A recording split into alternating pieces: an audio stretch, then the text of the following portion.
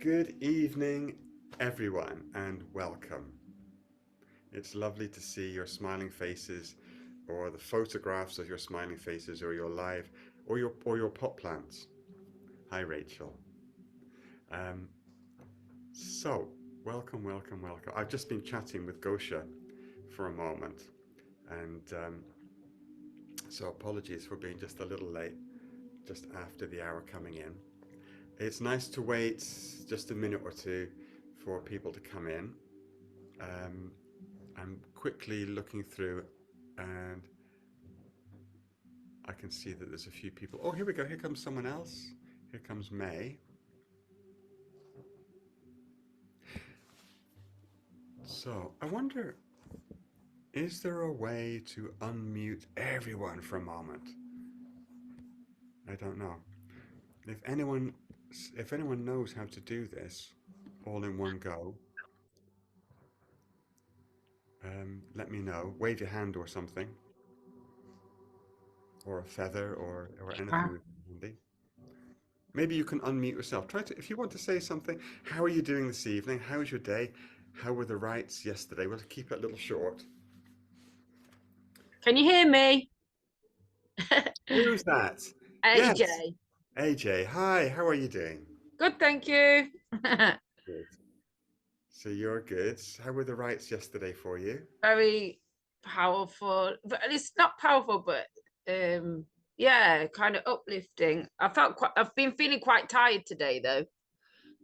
I don't Yeah. know if it's yeah, quite all I want to do is go to sleep. I Okay. don't know if that's to do with that. Well, it can be. We could have a whole evening talking about the astrology of the moment and Yeah. what the planets are doing up above us, and that also explains it. But um, I was just saying with Gosha, we're gonna. I got to talk a little bit, not too much, I hope, but a little bit about some ways to manage what can be different effects that people experience. So wonderful, thank you. Anyone else want to jump in as well?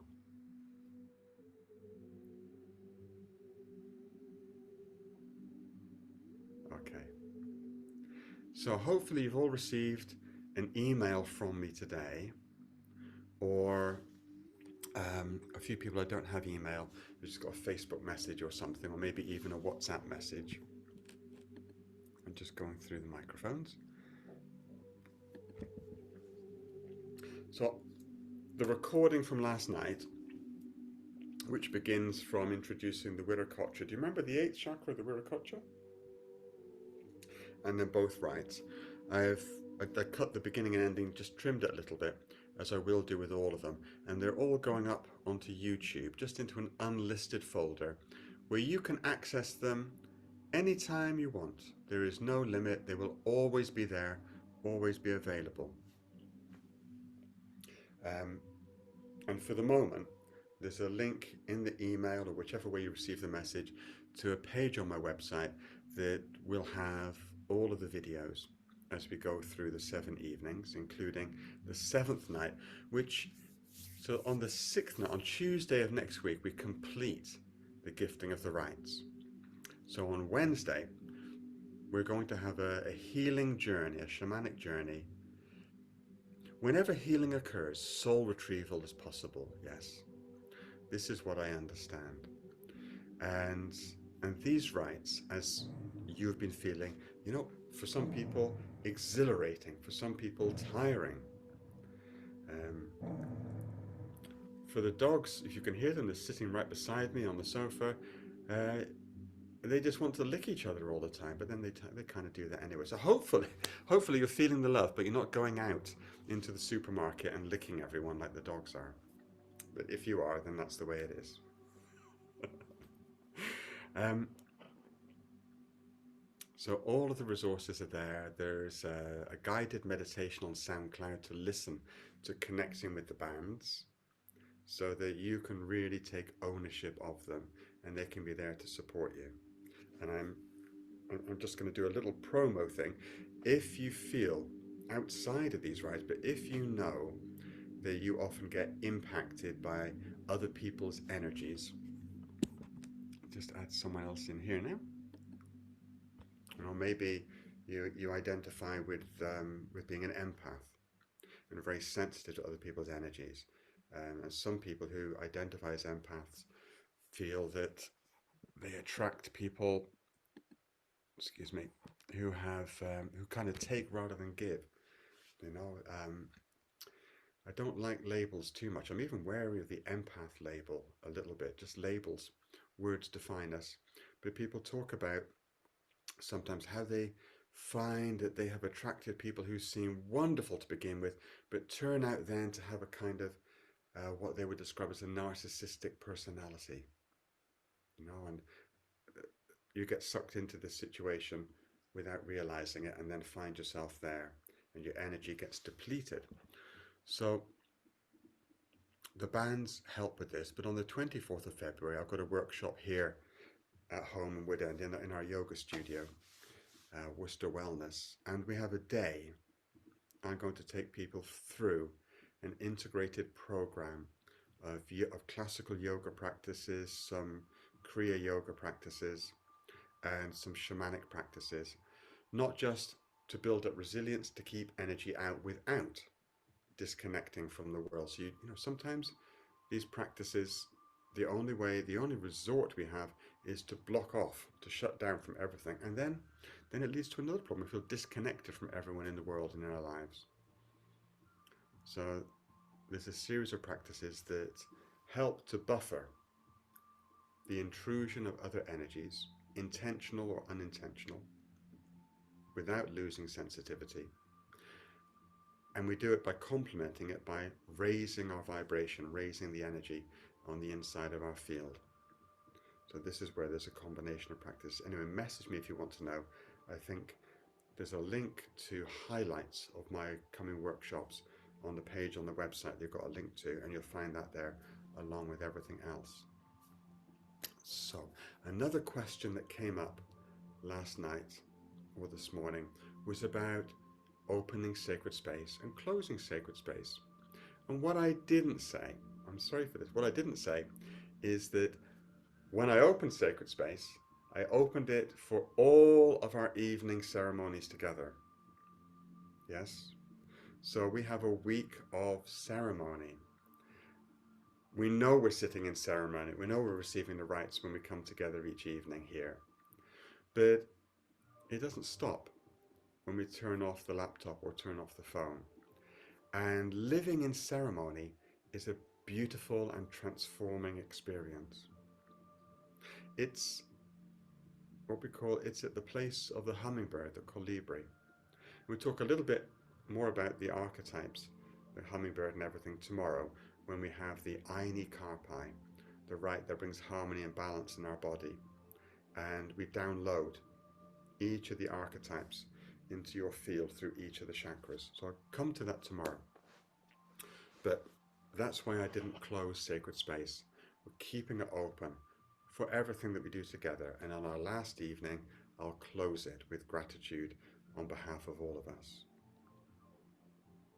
I was also asked, a few people have sent me a message saying, as you said, AJ, that you feel tired or all sorts of various different things. But in essence, what can you do to manage what you might experience as the effects of some of these rites?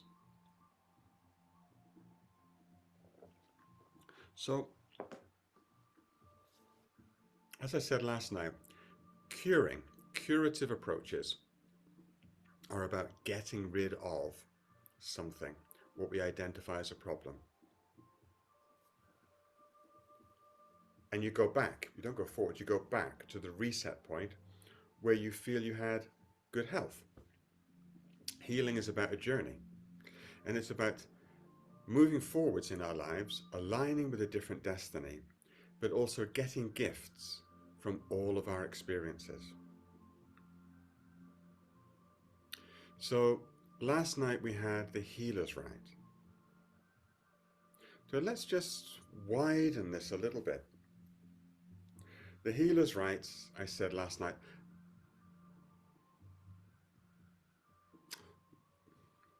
it aligns you with a path that embraces healing for yourself and, if you choose, healing for other people.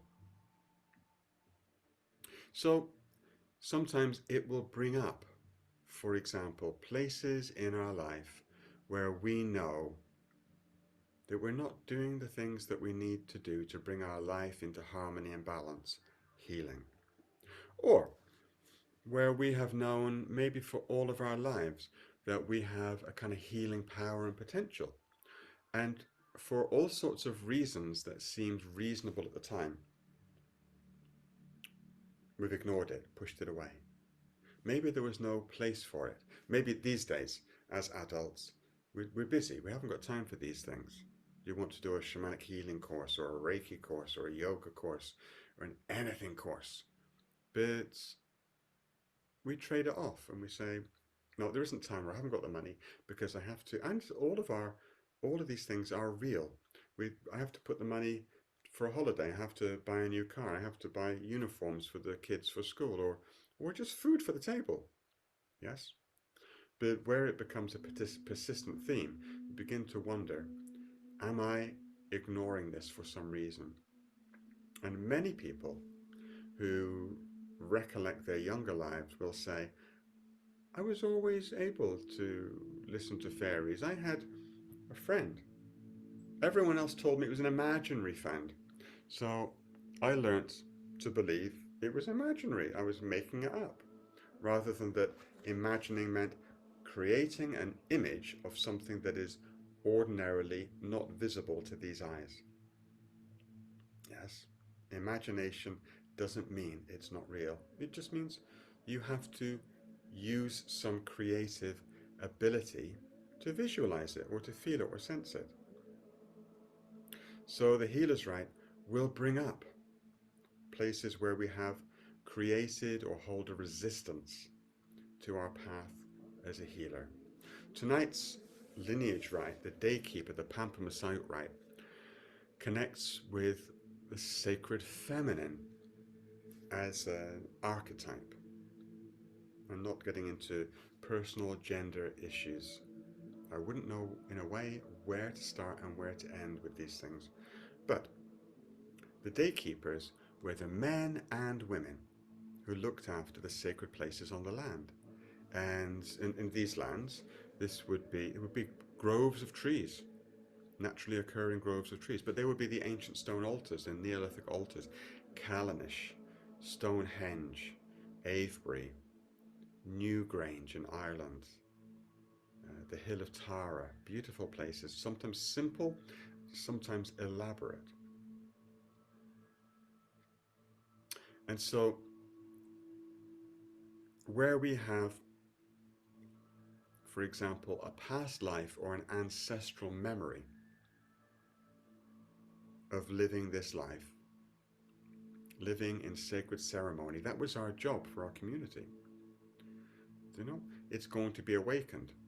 But if you look at our cultural and political history in Europe, 600 or so years ago, our ancestors and we ourselves, if we were incarnate at that time, did a very good job of wiping out, eradicating, murdering all of the healers. There was no place for them in the emerging scientific patriarchal societies, so we got rid of them all. And if you'd been around at that time, we hold an ancestral memory of the time of the persecution of the witches, then it will make absolute sense that you will not want to show up as a healer, you know, in any kind of way. So these things emerge. Now, you may have practices, skills and talents, healing skills, people you go to if you don't do it for yourself that help with this. And if you already have what you need, use it. One of the simplest things to do, of course, is to stay hydrated. Drink water. It doesn't have to be a lot.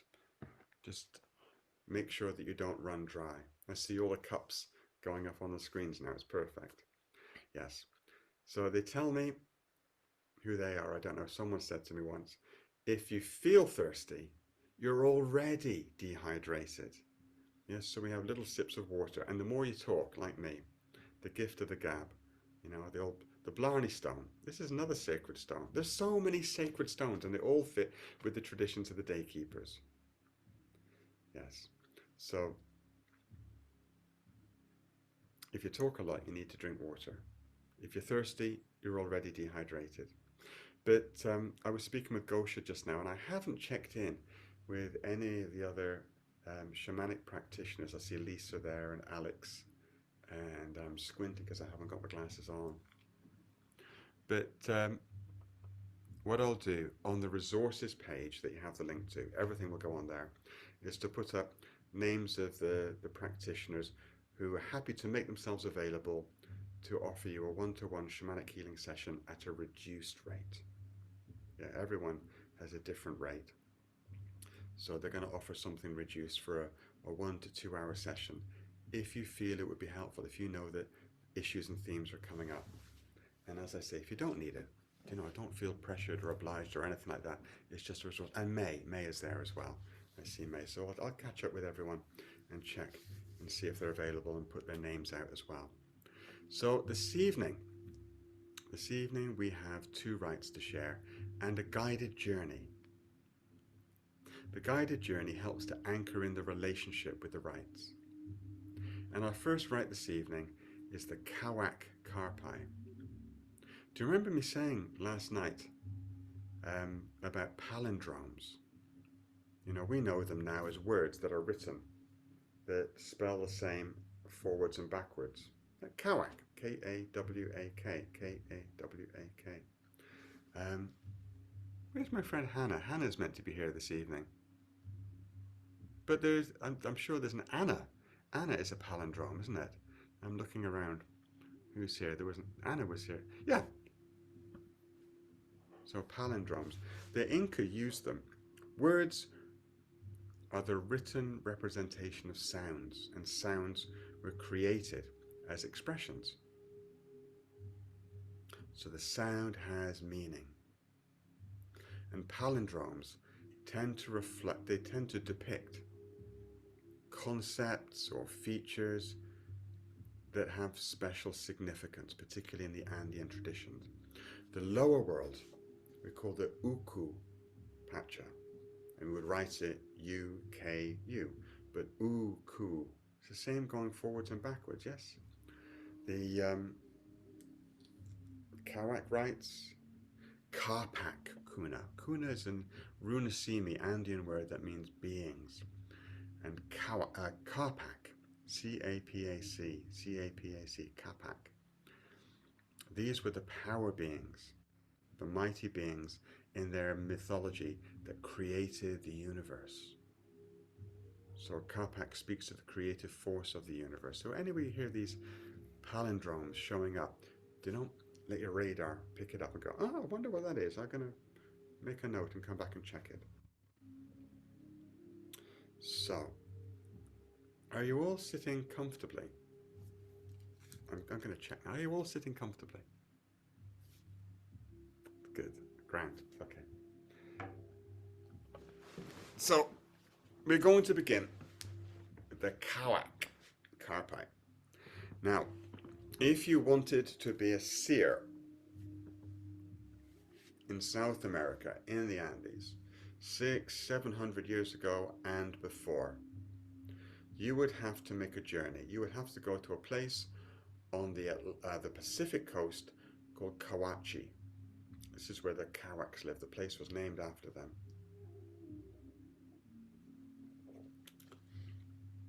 And they had many practices.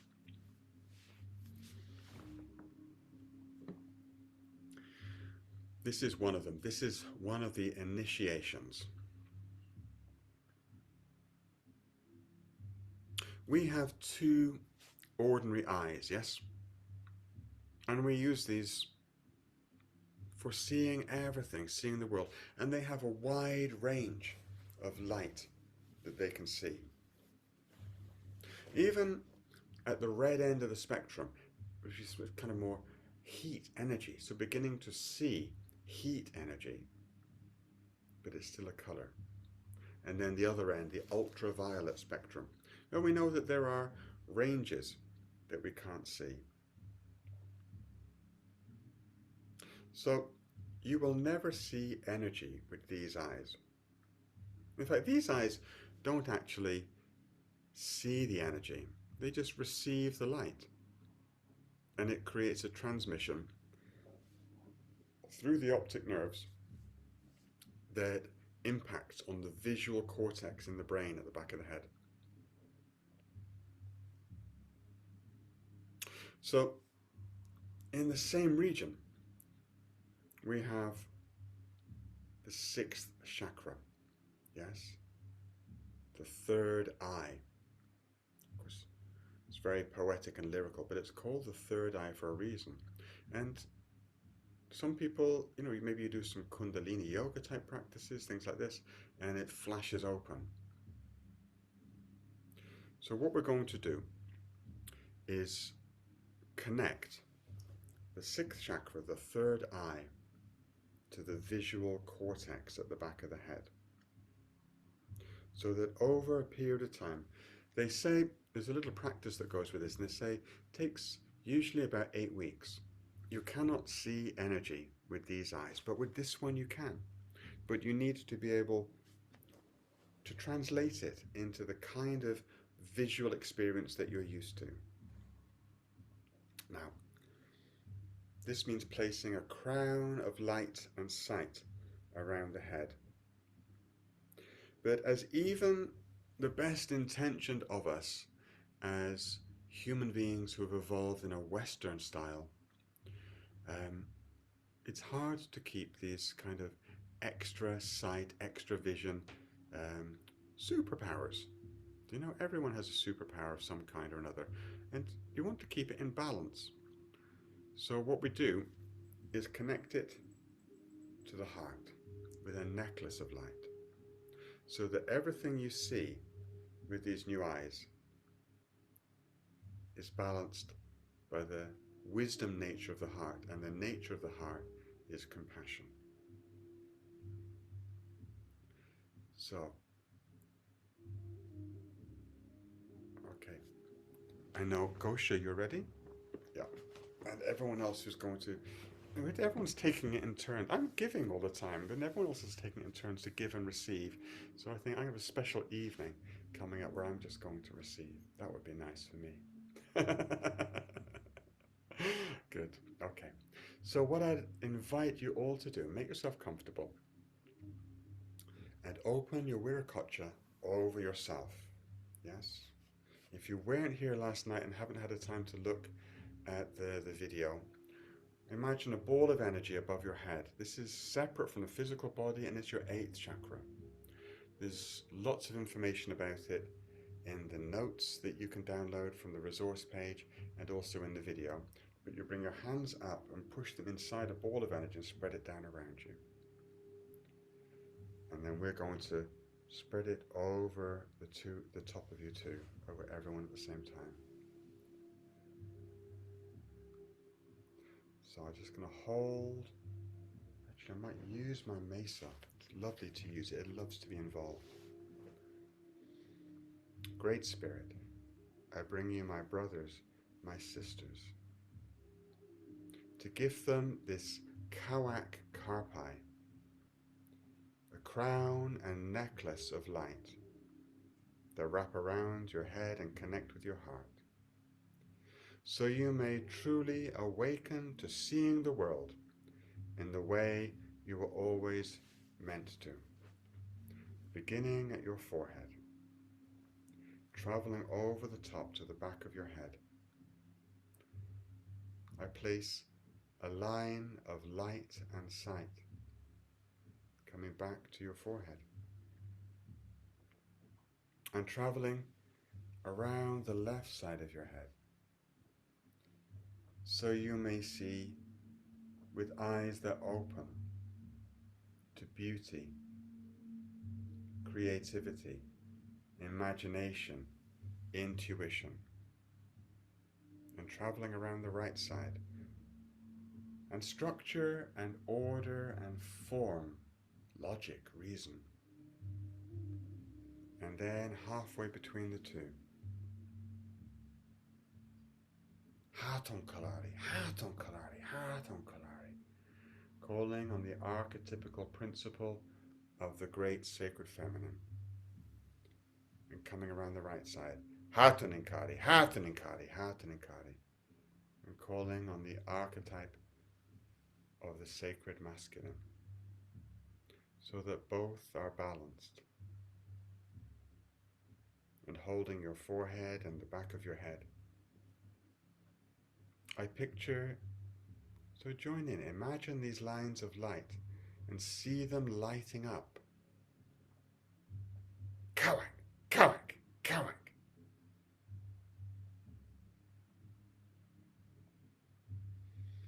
And from the back of your head, I connect this crown of light and sight to your heart.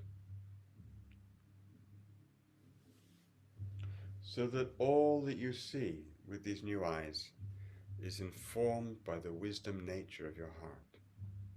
And holding, you can do this too. Place one hand on your heart and one at the back of your head. Kawak, Kawak, Kawak. See this necklace of light lighting up. And then move one hand to your forehead, the back of your head and the forehead. Kawak, Kawak, Kawak. And your forehead and your heart. Kawak, Kawak, Kawak.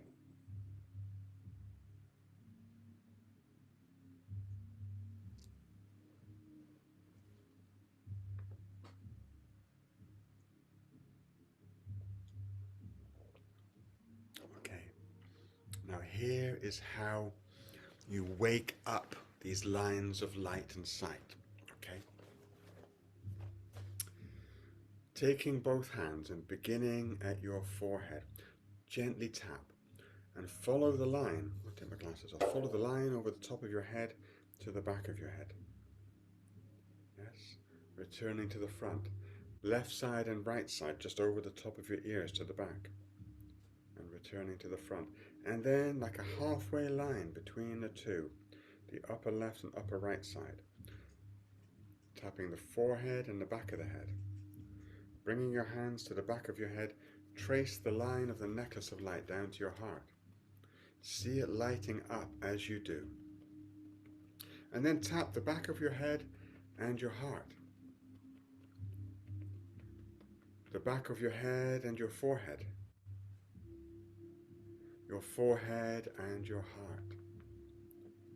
Okay. And you do this, if you want to wake these up, if you want to accelerate them, you do this every morning. You do it anytime you want to emphasize it, to be able to see with new eyes in new ways. But if you do it once a day for a few minutes every morning, after about 8 weeks, it only takes 30 seconds to do, something like that. You begin, it's not like, I don't know, the best way I can describe it is that I see things that I tell myself aren't there. You can follow that, it might sound crazy. I see things that I know are there, but I know visually aren't there. There's like an overlay. And sometimes I don't see them, I feel them first. Yes, so get used to using your hands. Our hair, everyone, even if you don't look like you've got hair on your body, you have micro fine hairs and they act like antennae. If you don't cut your hair for something like 3 years, I think it is, they say, this is from yoga, but it shows up in other places. If you don't cut your hair, you begin to develop what are thought of as energetic antennae on the end of your hairs. All of the ancient oracles had long hair, yes. The Oracle of Delphi, the origin of the cult of the Pythia, pythons, snakes. Medusa, much maligned. She didn't really have snakes in her hair. It was her hair that was long. Her hair came to life. It was animated. She could sense things. So it's good if you have long hair and you do energy work, Wash your hair each day, rinse it out, or at least give it a good shake out any energy that's been picked up. Yes. Okay. So, this is the second of the technical rites. The first are the bands of power, the Kawak Rite, the Seer's Rite, and the third tomorrow, the Harmony Rite or Aini Karpai, where we place the archetypes as seeds that grow when you connect them into your chakras. So we come to the Pampa Masayuk Karpai, the Daykeeper's Rites. Machu Picchu. Has anyone been to Machu Picchu? You know, it is an amazing place. The best time to go is first thing in the morning, and that's like, it's only 6:30. Its sun is already up. It's light, and every day there will be minibus full of people, hundreds and hundreds of people from the very beginning. But it's the first few hundred people, so it's not too bad. As the day goes on, the whole place fills up. It's like a massive stadium, thousands and thousands and thousands of people each day. So the best time to go is first thing in the morning. And you can stand in a number of places and look to the east, to the ring, the mountains in front of you. And they all have names, these mountains. All the names tell stories. And you wait for the sun to appear, like above the mountains so you can see it. It's lit already, but you can't actually see the body of the sun. But if you turn to look behind you, there's a higher range of mountains called Puma Silu. And they mean the claws of the puma. And when you look at the ridge of mountains, they kind of go up and down like that, like a puma's stuck its claws into it. Maybe it's about to leap over the mountain. You see that. And because that's higher, the sun already lights it up. So we turn around and you can see the light of the sun kind of coming down the mountain. And when it gets to a certain point, you'll be able to see it in front of you. So it's quite exciting. But the place I like to stand to watch the sunrise there is it's a raised, like a little promontory with a temple on the top, simple stone temple.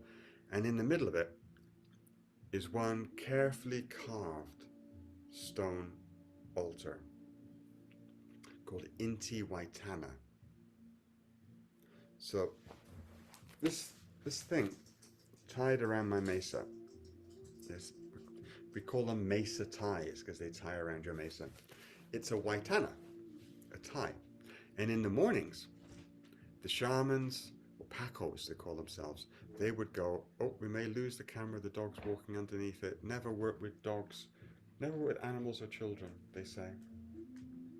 We survive. Well done, Poe.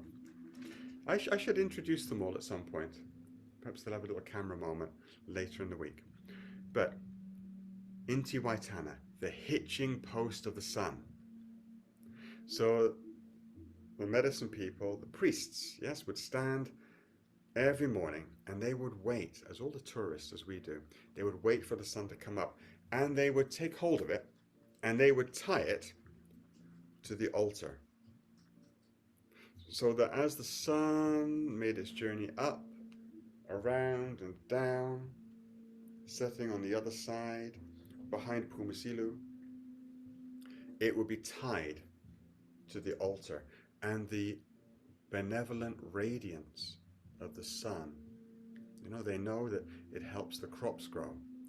But remember, Inca, children of the sun, Inti, light of the sun, it was the light that they wanted to anchor in the altar. If they wanted to feed the crops, they would anchor it in the fields. Yes, that would make sense. They would have these little altars in the fields. They would go there and anchor it for the crops. They wanted it anchored into Machu Picchu, and much of Machu Picchu's real significance and meaning is lost. But when you walk through it, the stones tell stories and they reveal themselves to you. We call it a crystal city. There is something about this place, and they would anchor the light of the sun at Inti Waitana, the altar. So this is what the day keepers would do. They would have ceremonies for the seasons, to thank the return of the sun in spring, to honor the harvests in the autumn at the end of the height of the summer, fertility festivals, everything that we know, everything we can imagine, and much more. So, this is where you step in to your place as a Pampa Masayuk, a daykeeper, medicine person, healer, keeper of the sacred places on the land below the snowline. So, once again, opening my Wirikocha over myself and over you, and each of us gifting the rites will pick up our mesas. Hampoi hatin inti taitai, mamakia chaskakuna. Signor Coloriti, Papa Signor. Hatun nustas. Winditions, benedictions desas nustas. Apu Misayanki. Mama Simona, Mama Ochlo. All of the nustas, sacred feminine. Hatun Pampa Masayok. Pachamama. Puma, Otorongo, Pampa Masayok. Hatun Apu Ausengate, Apu Salkantai. Hatun Inkari, Hatun Klai. And if you're ready, allow me to place my mesa that holds all of these rites and the 4 directions on the crown of your head. Great Spirit, I bring you my sisters, my brothers, to receive these rites, these sacred rites, Karpai of the Incas, Pampa Masayuk Karpai. Hampoi inti taitai, mamakia, chaskakuna, Pampa Masaya kuna, hatun Pampa Masaya kuna. Ausengati salkantai, hatun inkari, hatun kalari, hampoi. And balancing the energy in your field, your body to receive the rites, coming to your right shoulder. Hatun inkari, hatun inkari.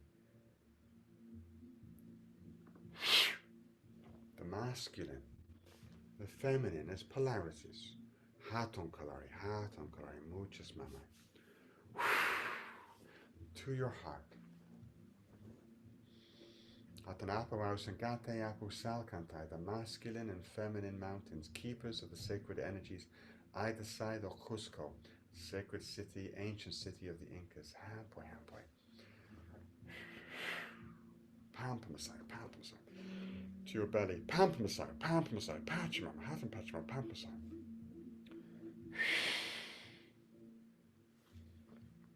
And now let's allow ourselves to meet, forehead to forehead.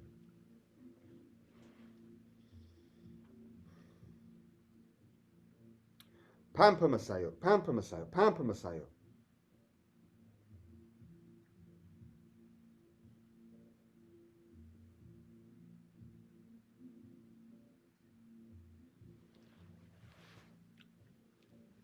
Just breathe easily.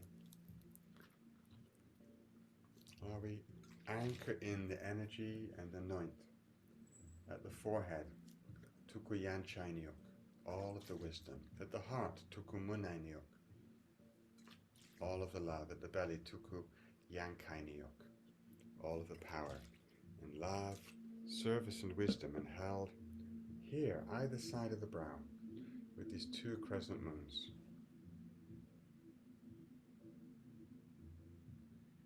Take a breath's rest, breathe easily for a moment, and prepare to receive again. Pampa Masaya Karpai, Pampa Masaya.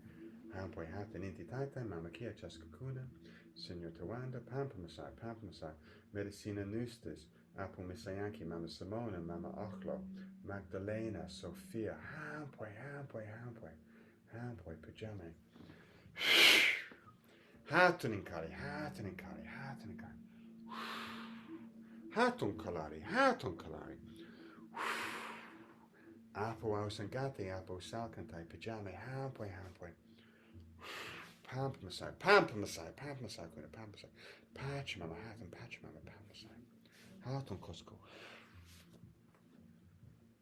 We come together forehead to forehead one more time. Give yourself permission to open to receive.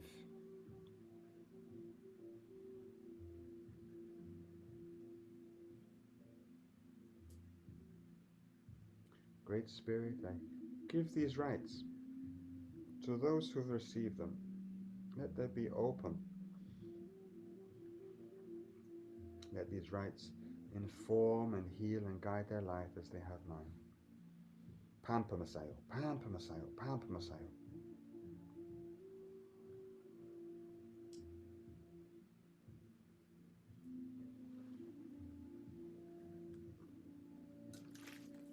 Tuku yanshaniok. Tuku munainiok. Tuku yankainiok. In love, service, and wisdom. Held by the two crescent moons, whose waxing and waning mark our coming and going, life, death, rebirth, and renewal. Just sit in your own space, relax, open, and prepare in a moment to receive again.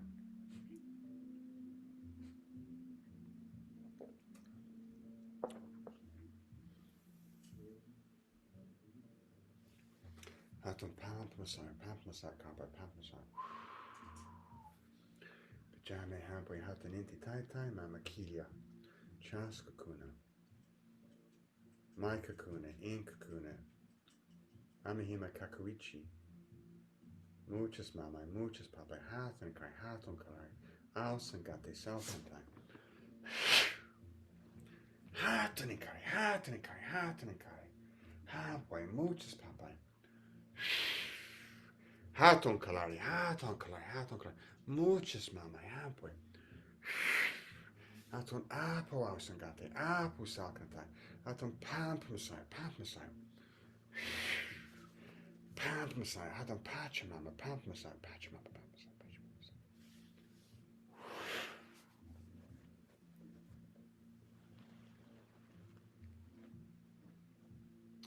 Coming forehead to forehead to share the rites together, one to one and all together. Pampamasai karpa, pampamasai karpa, pampamasai karpa, pampamasai.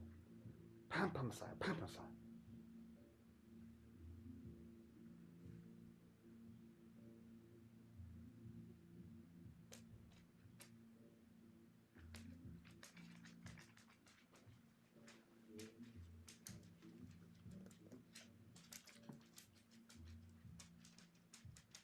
Just sitting back, breathing easily. Tuku yan chaniok. All of the wisdom. Tuku munainiok. All of the love. Tuku yan kainiok. All of the power.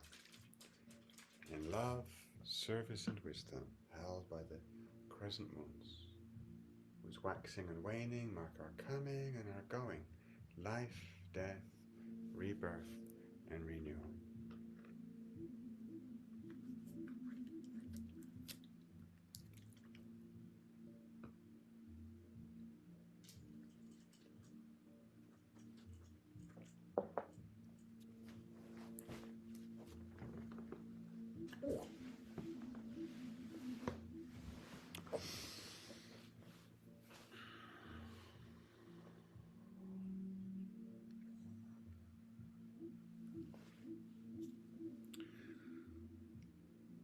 Just be with what comes.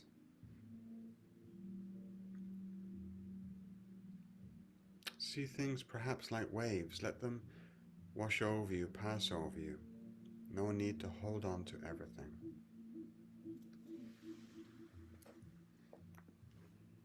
As I was aligning, balancing these three centers, you know, they kind of align with three chakras, but the Inca tend to think of them there's just these three centers. And while they acknowledge all of the chakras and the energy system as we do, the kind of commonality between Oriental and Indian, Asian practices, energy bodies, yoga, things like this, they just work with these three. And they say, this is what we need, a balance between wisdom, love, and power. And they stepped away for 600 and something years. They went to live in the mountains when they saw the world turning over, going into the dark cycle, the winter, hibernation. They knew that the world would turn over again, and the light cycle, this current cycle, would begin. And they saw the first signs around 1947, when an ancient Inca temple of gold was rediscovered. It wasn't quite so glamorous at the time. It was some men doing some roadworks. And if you think, modern cities are built on the ruins of ancient cities. I was in Antalya in Turkey and for a holiday in September, and as we walked to the edge of the Kalisi, the old city, you see Hadrian's Wall. It'd been Roman occupation, and you have to go down a series of steps to get to the level of the old kind of cobbles to go through the gate. And in the old stone, the passage in, were these rutted tracks where the carts, wooden carts, had worn lines in the stone. So they were digging up the road and trying to get to these pipes or something, and suddenly everything under the pipes collapsed. And he thought, oh my God, the foreman, the boss, the jefe, is not going to be pleased. This is going to be a lot more work. We have to fill this in. And they put their torches down to have a look, and it reflected. It was all gold. And you can't keep a story like that quiet. Someone has discovered gold. You try keeping a story like that so quiet. It's like your neighbor wins the lottery. Yeah, that's the new kind of gold. They win the lottery. How can you keep it quiet? Everyone wants to know. To share in the good news? Or maybe they want to borrow some or have some for themselves, but everyone tells the story. So the word got out. And one of the Keros, ancient prophecies, was about the rediscovery of the ancient Temple of Gold. And it was foretold that it would announce the beginning of the new Pachacuti. So by 1967, they started to come back and connect with people. And they were talking, at the same time, North America, here, all over Europe, we had, what did we have? We had a quiet revolution. We had flower power. Yeah? And, peace and love, man. And all that. Oh, how did I do that? I got balloons. How did I do that? I thought I'd turn, yeah, well, there we go. There's some small balloons. I tried to switch these features off, so that wouldn't happen earlier, but it's persistent. Okay, why do we have flower power? We had flower power because people wanted something different, but they were still used to the paradigm, the old paradigm, that change happens through revolution, not evolution. And so they wanted change, but they didn't want power. Not really, because our experience was that power corrupts. It's like, I don't want to be like the man. That got away without any balloons that time. The heads of state, the government, the military, the industry. I don't want to be like them. I want something different. I don't want power. But you cannot create change without power. And so what the Kero was saying, it took a while for their message to reach a wider audience. But what they're saying is, you can have power, but you have to hold it in balance. And so we work always to harmonize the center of wisdom, Yanchai, the center of Munai, love, and the center of Yankai, power. Which is why in the contemporary form, these rites are called the Munai Ki. Munai, love, Ki, power. So, relationship between the three. What I'd like to do now is to take you on a little journey, the day keeper's journey. Have a little wriggle, get yourself comfortable, set your intention to travel on a journey. Close your eyes, take a few breaths. Imagine that it is the beginning of your day. A day like many others, but like no other. As the light of the morning sun begins to enter through your dwelling, maybe a hut at the edge of the village where you live. And you might hear outside sounds of people beginning to start their day and become busy. And you yawn and stretch, and after a moment you sit up. Place your feet on the floor and allow yourself to wake to the new day. You stand up and you dress, but not in the clothes you wore yesterday. Laid out beside you, beside your bed, are the clothes that you have prepared, the clothes you have chosen. Perhaps they have been made or embroidered by the people of your community. Today is the first day, the day when you begin the life that you really came to have, that you step into your place as a day keeper, Pampa Masayuk,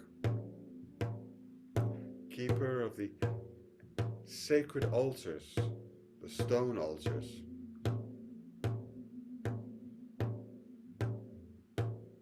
And you dress and you pick up your medicine bundle or your medicine bag, your tools, your rattle, your drum.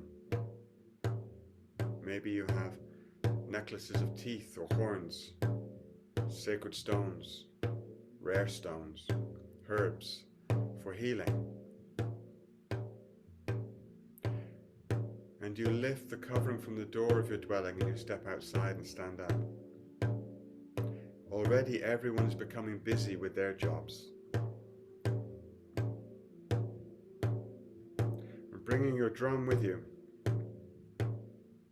you take yourself to the edge of your village where the ancient stone altar created by your ancestors has stood the test of time for hundreds or perhaps thousands of years. You set yourself up in a good spot with a good view to see to the east, and you begin to play your drum or play your flute or sing your song, all in your own way. And you call to the sun to come back and to greet you again, to rise above the mountains, to bless the land of your people, the land of your families, the land where the crops, the seeds that you all sow are growing. The sun hears your call and it smiles, and it continues on its journey, rising through the sky, glowing, pinks and blues, different hues, soft pastel colors, gradually dissolving into the brilliance of its golden light as it reaches its high point in the middle of the day above you. And you call to the sun and you anchor its radiance in the land through the altar at which you stand.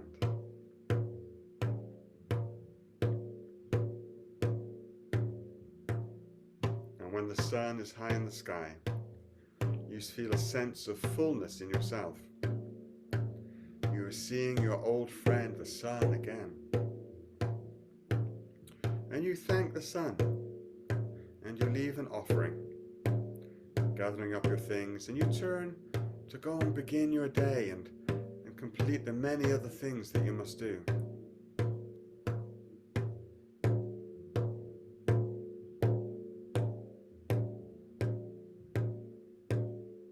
As you set about your work, a vision reaches you, flashing through your mind all of the years of your healing work.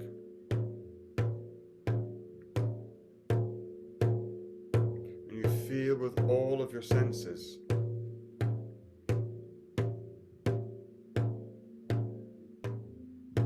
all of the healing, the blood, the sweat of your work, the sounds of babies crying as they're being born, brought into the world by you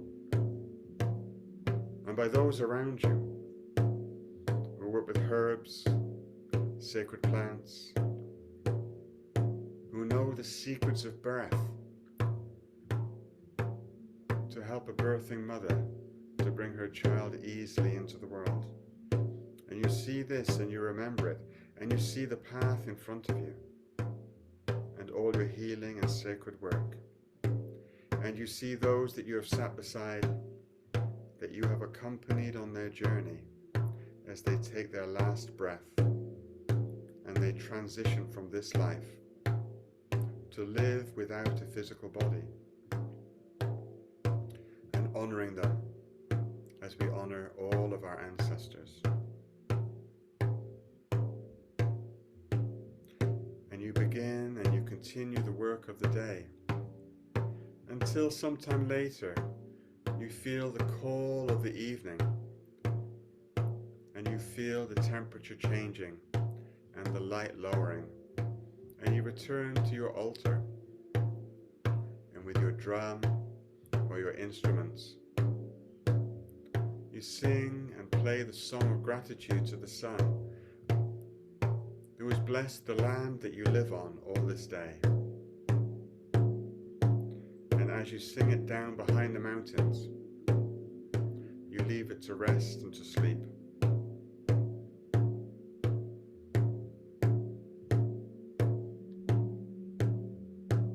You see yourself in these moments transported to all of the ancient altars and united with all of the daykeepers and the healers of old and of those who are yet to come. And as you see them, they see you. And you see how they acknowledge you and welcome you, leaving gifts at the altar, flowers that you have gathered, gifts that have been prepared by others that they give you to offer on their behalf. You thank the spirits of the land, the sun, the apples, the mountains, and you return to your dwelling. And you put down your drum and your medicine bundle and your healing tools. And you sit outside and enjoy the last rays of the sun and feast on the food you have prepared, nourishing yourself, or on the food, the meal that has been prepared on your behalf by others. And as night calls and you spend time by the fire in the company of all of those around you, at the end of your day you say good night and you retire to your home and to your bed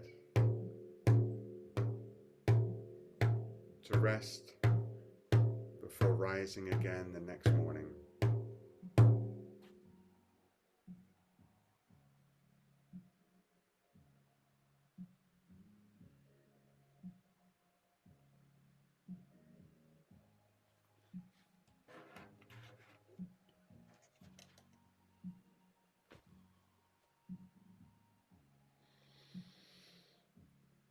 And now you yourselves, you find yourself back in your own space, in your homes, in your houses, wherever you are.